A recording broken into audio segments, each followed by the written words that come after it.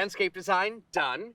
Garden center shopping, done. Now it's time to get your hands dirty and get your new plants in the ground.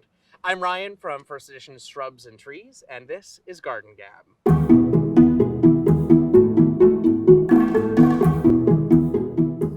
Before you start digging, let's look back at your new best friend, the plant tag.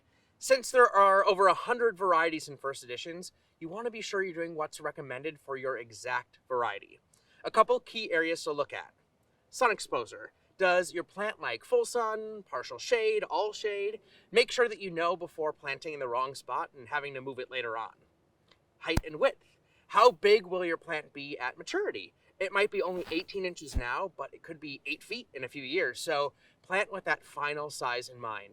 Having to move a 6-foot shrub because it got too big for its current home is tough work. So save yourself a lot of sweating and grunting in the future by planting smart today. And make sure to give plenty of room for the plant to breathe. If it matures to 4 feet wide, plant with at least 2 to 3 feet of space in between. It might look a little bit silly right now, but it will be gorgeous once it fills in.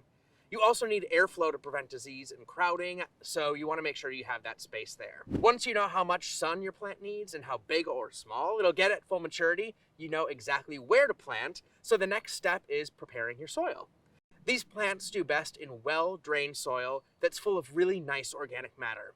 Typically, you'll want to mix in some compost unless you've got really nice topsoil already, but if you've got sandy or clay soils, you'll definitely want to mix that compost in to retain the right amount of water and nutrients. When you're ready to start planting, dig a hole about the same depth as your pot and a little bit wider. Make sure that that soil level of your plant is even with the soil you're going into, and if the roots are looking really tangled, just shake them loose with your fingers or a spade or cultivator.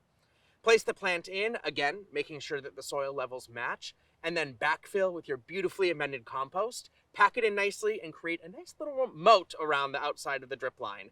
Soak it heavily with water, let it soak in, and then do it once more. Most of these plants will come with fertilizer already in the mix, so you shouldn't need to incorporate any more at planting. And there you have it. As with so much in life, the right preparation gets you the best results. So once you know what your plant needs for success, it's as easy as digging the hole and getting it watered in nicely. Thank you so much for watching today, and feel free to DM us or comment with any questions. Like, comment, and share this video with your friends and family, and remember to subscribe so that you can keep up with all of the tips and tricks from First Editions. Until next time, happy planting.